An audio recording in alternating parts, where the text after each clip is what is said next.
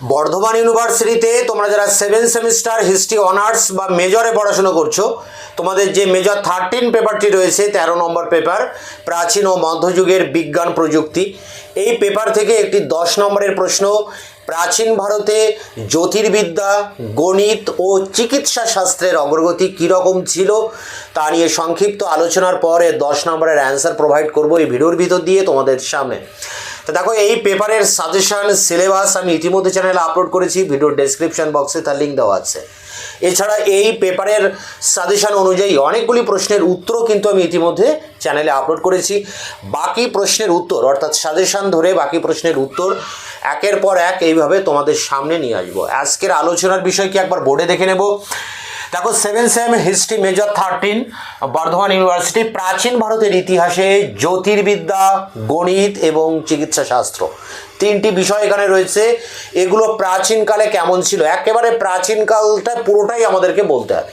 প্রথমে হরপ্পা সভ্যতার সময় কেমন ছিল, তারপরে বৈদিক সভ্যতার সময়, মৌর্য যুগে কেমন ছিল, গুপ্ত যুগে কেমন ছিল, গুপ্ত পরবর্তী যুগে কেমন ছিল, এদিকে কুষাণ, সাতবাহন, এই সমস্ত যুগে এই জ্যোতির্বিদ্যা, গণিত এবং চিকিৎসা শাস্ত্র, এই তিনটি বিষয়ের কতটা অগ্রগতি ঘটেছিল, মানুষ কতটা চর্চা করতেন, এগুলো নিয়েই আজকের আলোচনা।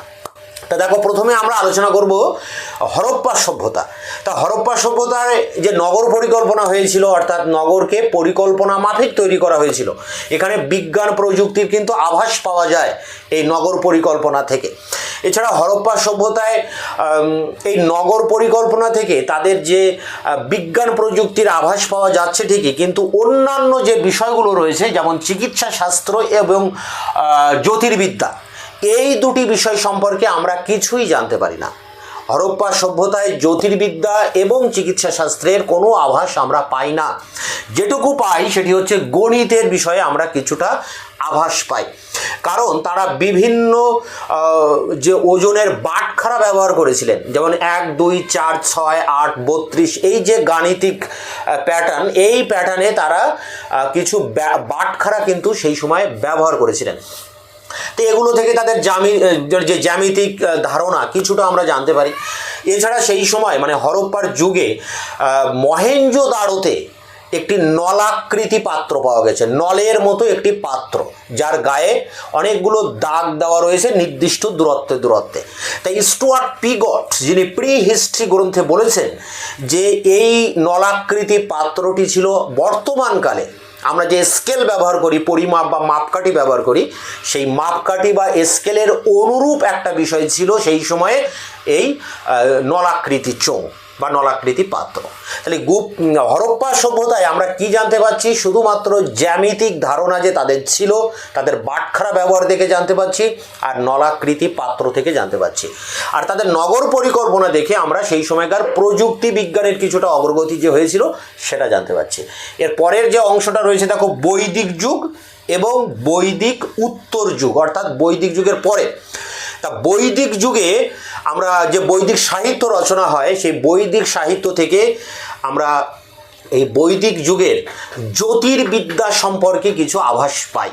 কারণ যে এখানে বৈদিক ঋষিরা যারা বনে তপস্যা করতেন, যারা অনেক জ্ঞানের অধিকারী ছিলেন, বৈদিক ঋষিরা সূর্য, চন্দ্র, এদের গতিপথ, এই সমস্ত গ্রহের গতিপথ সম্পর্কে তারা ওয়াকিবহল ছিলেন, সচেতন ছিলেন, এবং সূর্যের যে উত্তরায়ণ, দক্ষিণায়ন, এগুলো সম্পর্কেও তারা জানতেন। ঋতু পরিবর্তন সম্পর্কে জানতেন, আর্য ঋষিদের মধ্যে এই জ্ঞান ছিল। এছাড়া আমরা জানি বৈদিক যুগে অনেক যাগযজ্ঞ হতো, তাহলে যজ্ঞের বেদিকে নির্মাণ করা, সেই বেদির একটা নির্দিষ্ট মাপযোগ রয়েছে, অর্থাৎ জ্যামিতিক ধারণা যে তাদের ছিল এই যজ্ঞবেদী নির্মাণ থেকে আমরা জানতে পারি।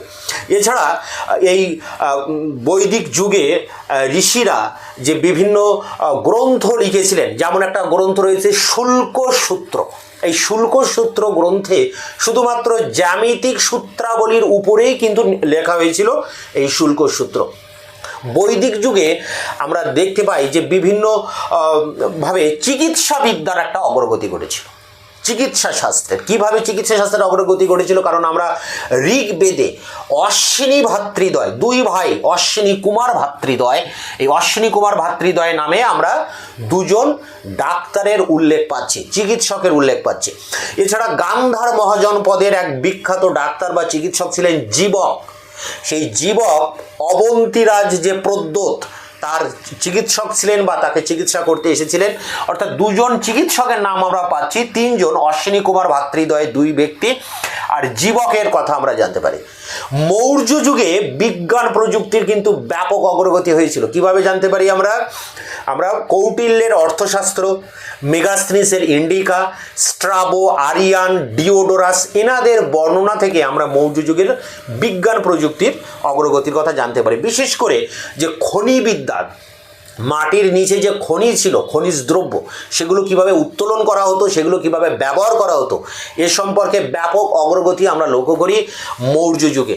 কারণ আমরা যে কৌটিল্যের অর্থশাস্ত্র রয়েছে, সেই অর্থশাস্ত্রে আমরা মুদ্রা পরীক্ষক বলে একটি পদের নাম জানতে পারি। তো এগুলো প্রযুক্তিবিদ্যার যে সে সময় অগ্রগতি ঘটেছিল তারই কিন্তু আভাস। এছাড়া মৌর্য যুগে আমরা জানি শিল্পকলার ব্যাপক অগ্রগতি ঘটে। মৌর্য শিল্পকলা, অশোকের স্তম্ভের কথা আমরা বলতে পারি। তা মৌর্য শিল্পকলার এই ব্যাপক অগ্রগতি কিন্তু এই সময় ঘটে। বিশেষ করে ডক্টর নিহার রঞ্জন রায় তিনি বলছেন যে মৌর্য যুগে সব থেকে বেশি অগ্রগতি ঘটেছিল এই স্থাপত্য, ভাস্কর্য এবং শিল্পকলার ক্ষেত্রে। মৌর্য যুগের পাশাপাশি যে দক্ষিণ ভারতের সাতবাহন বংশ, সেই সাতবাহন রাজত্বকালে আমরা দেখব যে সেখানে শ্রেণী বা কারিগর এরকম বিভিন্ন সম্প্রদায়ের কথা বলা হচ্ছে। অর্থাৎ তারা নির্দিষ্ট কোনো টেকনিক্যাল কাজের সাথে কিন্তু যুক্ত ছিলেন। আবার কুষাণ যুগে আমরা চরক, ডাক্তার চরকের কথা জানতে পারি, চিকিৎসক চরক। তিনি লিখেছিলেন চরক সংহিতা। এই চরক সংহিতা থেকে প্রায় 700 রকমের ভেষজ ঔষধি গাছের কথা আমরা জানতে পারি, চরক সংহিতা। এছাড়া কুষাণ যুগের জ্যোতির্বিদ্যা, গণিত এগুলোতেও কিন্তু ব্যাপক অগ্রগতি ঘটে। তা এই সময়টা হচ্ছিল বৈদিক এবং বৈদিক পরবর্তী যুগ। এরপরে যে যুগটা রয়েছে সেটি হচ্ছে কিন্তু গুপ্ত যুগ। দেখো গুপ্ত যুগ, তা গুপ্ত যুগের আমরা যে তিনটি বিষয়, জ্যোতির্বিদ্যা, গণিত এবং চিকিৎসা, এই তিনটি বিষয় পৃথক পৃথকভাবে দেখব। গুপ্ত যুগে এই তিনটি বিদ্যারই অগ্রগতি ঘটে এবং সাহিত্যেরও অগ্রগতি ঘটে। তাই গুপ্ত যুগকে রানী এলিজাবেথের যুগের সাথে তুলনা করা হয়েছে। গুপ্ত যুগকে বলা হয়েছে সুবর্ণ যুগ। তা গুপ্ত যুগের জ্যোতির্বিদ্যার ক্ষেত্রে সব থেকে ব্যাপক অগ্রগতি ঘটে। জ্যোতির্বিদ ছিলেন এখানে তিনজন ব্যক্তি, আর্যভট্ট, বরাহমিহির এবং ব্রহ্মগুপ্ত। আর্যভট্ট তিনি লিখেছিলেন আর্যভট্টিয়ম। সেই গ্রন্থে সূর্য চন্দ্রের গ্রহের গতিপথ, সূর্যগ্রহণ, চন্দ্রগ্রহণের কারণ, ঋতু পরিবর্তনের কারণ, বছরে যে 365টা দিন হয় এগুলো তিনি কিন্তু বলেছিলেন। এছাড়া বার্ষিক গতি কী, আহ্নিক গতি কী, এই সমস্ত বিষয়ে পূর্ণাঙ্গ ধারণা প্রথম ভারতবর্ষে দিচ্ছেন আর্যভট্ট। তাই তাকে বলা হয় ভারতের নিউটন বা গুপ্ত যুগের নিউটন। এছাড়া ছিলেন বরাহমিহির, দুটো গ্রন্থ লিখেছিলেন। আর্যভট্ট আরও অনেক গ্রন্থ লিখেছিলেন, যেমন সূর্য সিদ্ধান্ত লিখেছিলেন, আর্যাষ্ট শত বলে একটি গ্রন্থ লিখেছিলেন। আর বরাহমিহির লিখেছিলেন পঞ্চ সিদ্ধান্তিকা বৃহৎ সংহিতা, দুটি গ্রন্থ। এই দুটি গ্রন্থে তিনি কতগুলো সিদ্ধান্তকে স্টাবলিশ করেছিলেন। কিভাবে না, বজ্রপাত কেন হয়, ঝড় বৃষ্টি কেন হয়, এই সমস্ত বিষয়, ধূমকেতু কি, উল্কাপিণ্ড কি, এই সমস্ত বিষয়ের পূর্ণাঙ্গ ধারণা সর্বপ্রথম কিন্তু এই বরাহমিহির দিয়েছিলেন। এছাড়া ছিলেন গুপ্ত যুগে ব্রহ্মগুপ্ত। ব্রহ্মগুপ্ত যে অভিকর্ষ বল, যেটা আইজ্যাক নিউটন তৈরি করেছিলেন, আবিষ্কার করেছিলেন, মধ্যাকর্ষণ শক্তি, গ্র্যাভিটি।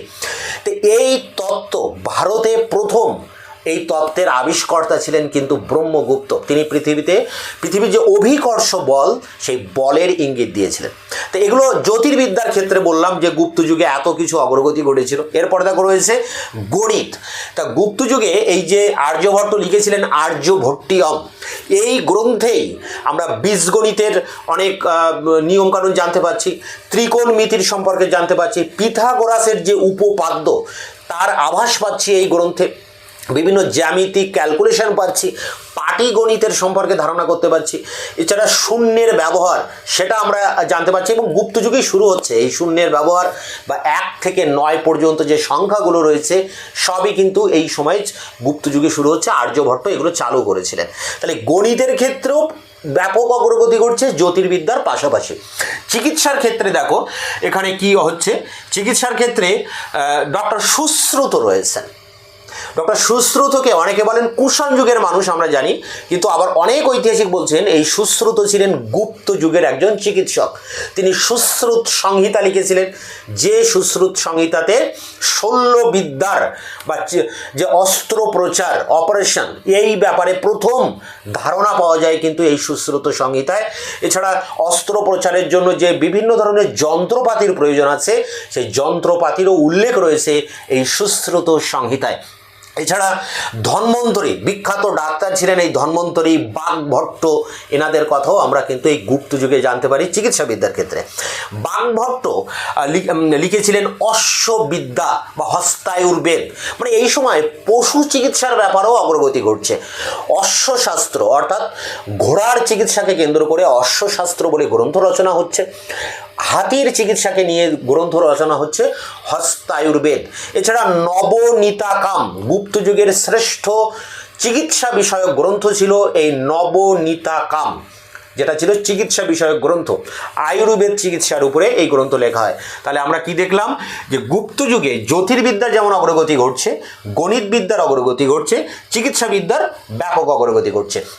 এরপরে দেখো রয়েছে গুপ্ত পরবর্তী যুগ।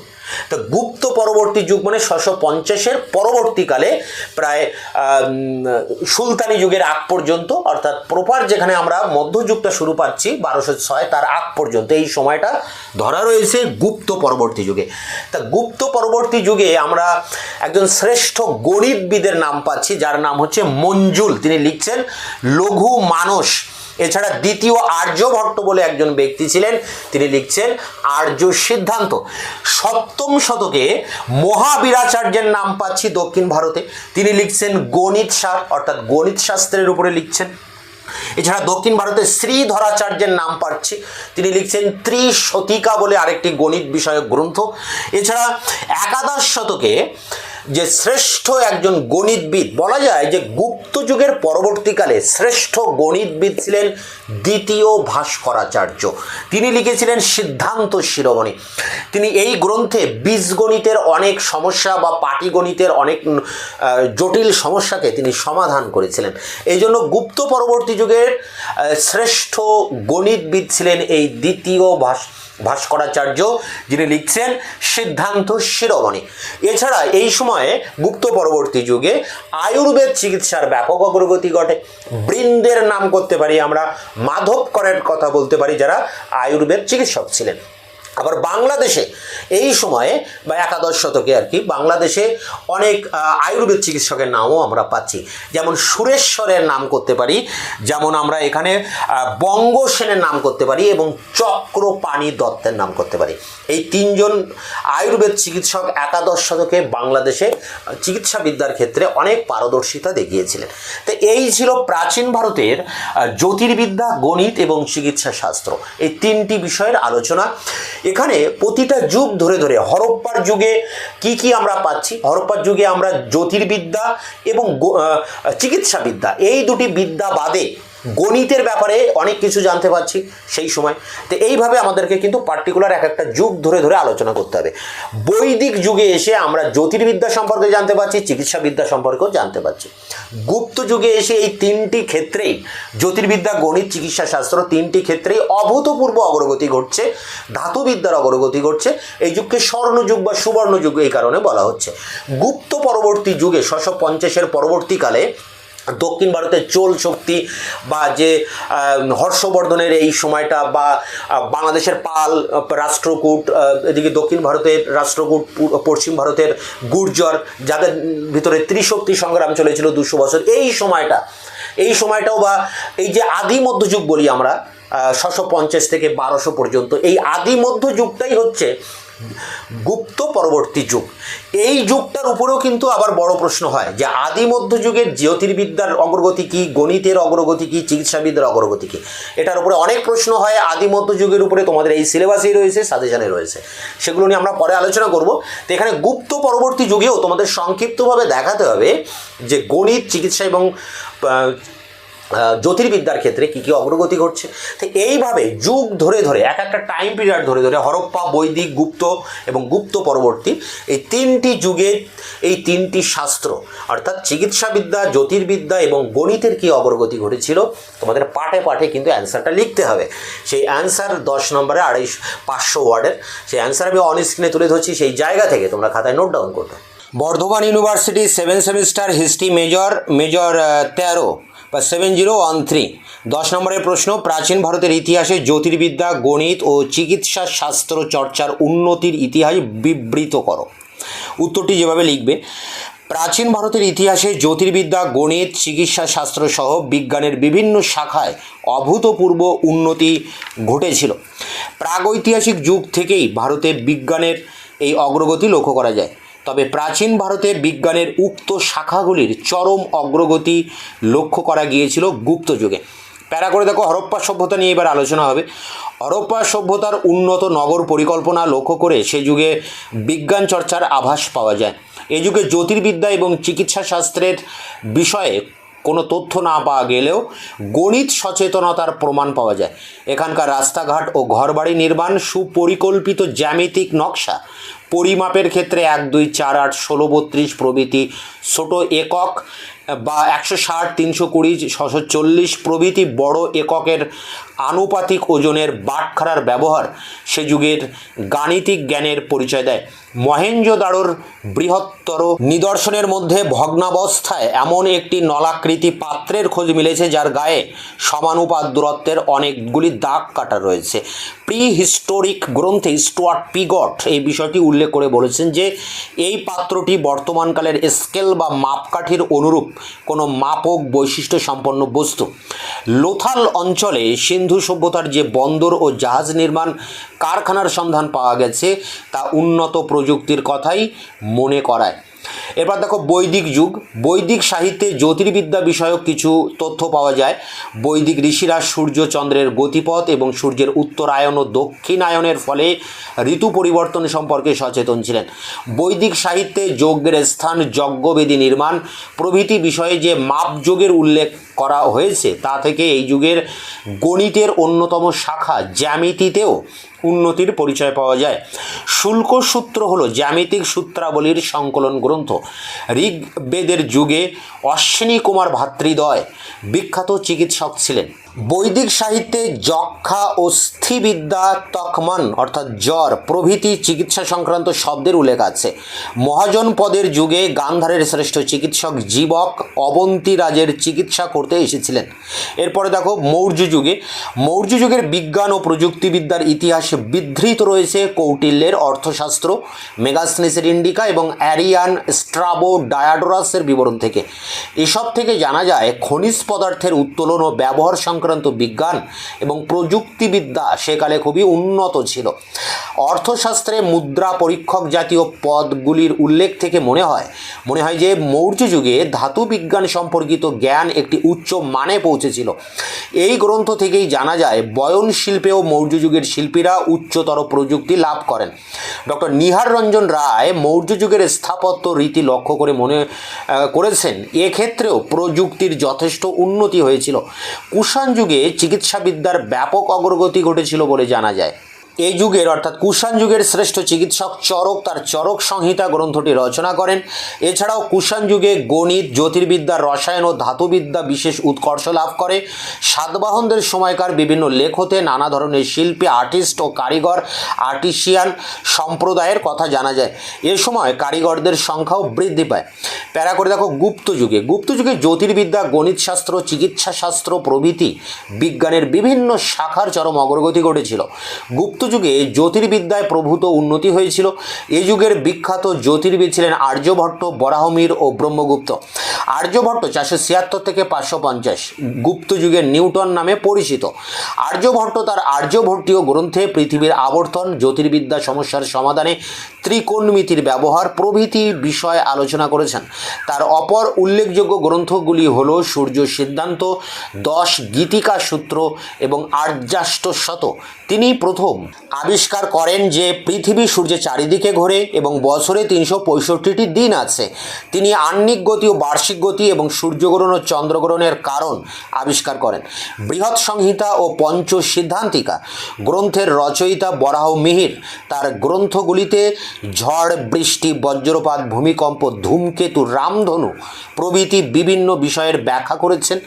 গুপ্ত যুগের অপর বিজ্ঞানী ব্রহ্মগুপ্ত তার ব্রহ্ম সিদ্ধান্ত গ্রন্থটিতে পৃথিবীর অভিকর্ষ বলের ইঙ্গিত দেন। তার খণ্ড খাদ্য ও ধ্যান গ্রহ নামের গ্রন্থ দুটিতে বিভিন্ন গ্রহের অবস্থা, চন্দ্রকলা, সূর্য ও চন্দ্র গ্রহের গণনা প্রভৃতির ব্যাখ্যা রয়েছে। প্যারা করে দেখো গণিত, মানে গুপ্ত যুগে গণিতের কি অগ্রগতি ঘটেছিল আলাদা করে লিখতে হয়েছে। গণিতের বিভিন্ন শাখায় গুপ্ত যুগে অভূতপূর্ব চর্চা হয়েছিল। আর্যভট্টের আর্যভট্টীয় নামক গ্রন্থে বীজগণিতের বিভিন্ন ব্যবহারিক প্রয়োগ, বৃত্তের জ্যামিতিক ধর্ম প্রভৃতি আলোচনা করা হয়েছে। আর্যভট্ট এই যুগেই সর্বপ্রথম দশমিকের ব্যবহার চালু করেন। 1 থেকে 9 পর্যন্ত সংখ্যা ও শূন্যের ব্যবহার গুপ্ত যুগেই ভারতে প্রচলিত হয়। পিথাগোরাসের উপপাদ্যের ধারণা এবং ত্রিকোণমিতির বিভিন্ন ধারণাগুলি গুপ্ত যুগেই ভারতীয়রা উদ্ভাবন করতে সক্ষম হয়েছিল। এই যুগের গণিতজ্ঞ ব্রহ্মগুপ্ত পাটিগণিত ও বীজগণিতের বেশ কিছু জটিল সমস্যার সমাধান করেন। এবার চিকিৎসাবিদ্যা। গুপ্ত যুগে চিকিৎসাবিদ্যায় যথেষ্ট অগ্রগতি ঘটে। চিকিৎসক সুশ্রুতকে কেউ কেউ কুষাণ যুগের মানুষ বলে মনে করলেও অনেকে তাকে গুপ্ত যুগের মানুষ বলে মনে করেন। তার সুশ্রুত সংহিতা চরক শাস্ত্রের চিকিৎসা শাস্ত্রের এক উল্লেখযোগ্য গ্রন্থ। ধন্বন্তরী ও বাগভট্ট তাদের চিকিৎসা বিষয় গ্রন্থগুলি গুপ্ত যুগেই রচনা করেন। নবনীতা কাম গ্রন্থটি ছিল গুপ্ত যুগের পূর্ববর্তী সময়ের চিকিৎসা বিষয়ক বিবরণের সংক্ষিপ্ত সার। বিভিন্ন ঔষধ তৈরির জন্য রসায়নবিদ্যার প্রয়োগের প্রচলনও এই যুগে ছিল। পশু চিকিৎসা বিষয়ক গ্রন্থ গুপ্ত যুগে রচিত হয়। হস্তায়ুর্বেদ নামে গ্রন্থটি হাতির চিকিৎসা এবং অশ্বশাস্ত্র নামে গ্রন্থটি ঘোড়ার চিকিৎসা বিষয়ক গ্রন্থ ছিল। গুপ্ত পরবর্তী যুগ। গুপ্তোত্তর যুগে দাক্ষিণাত্যের উল্লেখযোগ্য জ্যোতির্বিদ ও গণিতবিদ মঞ্জুল, লঘু মানস এবং দ্বিতীয় আর্যভট্ট আর্য সিদ্ধান্ত নামে জ্যোতির্বিদ্যা বিষয়ক গ্রন্থ রচনা করেন। দ্বিতীয় আর্যভট্ট গ্রহ নক্ষত্রের গতিবিধি বিশ্লেষণ করে পঞ্জিকাও রচনা করেন। পঞ্জিকাও রচনা করেন। নবম শতকের পরবর্তীকালে মহাবীরাচার্য, শ্রীধরাচার্য, শ্রীপতি, শতানন্দ প্রমুখ গণিতজ্ঞের কথা জানা যায়। মহাবীরাচার্যের গণিতসার সংগ্রহ ও শ্রীধরাচার্যের ত্রিশতিকা বা গণিতসার প্রভৃতি উল্লেখযোগ্য গণিত বিষয়ক গ্রন্থ। গুপ্তোত্তর যুগের শ্রেষ্ঠ গণিতজ্ঞ ছিলেন সিদ্ধান্ত শিরোমণি গ্রন্থের রচয়িতা দ্বাদশ শতকের দ্বিতীয় ভাস্করাচার্য। সপ্তম শতকের পরবর্তীকালে বৃন্দ, মাধবকর প্রমুখ আয়ুর্বেদ চিকিৎসকের কথা জানা যায়। একাদশ শতকে চক্রপাণি দত্ত, সুরেশ্বর ও বঙ্গসেন ছিলেন বাংলার উল্লেখযোগ্য আয়ুর্বেদ চিকিৎসক। তাই এই ছিল প্রাচীন ভারতের ইতিহাসে জ্যোতির্বিদ, গণিত ও চিকিৎসা শাস্ত্রের অগ্রগতি সম্পর্কে 10 নম্বরের প্রশ্ন উত্তর। এটি সংগ্রহ করে পরীক্ষার প্রস্তুতি নাও। দেখা হচ্ছে অন্য ভিডিওতে।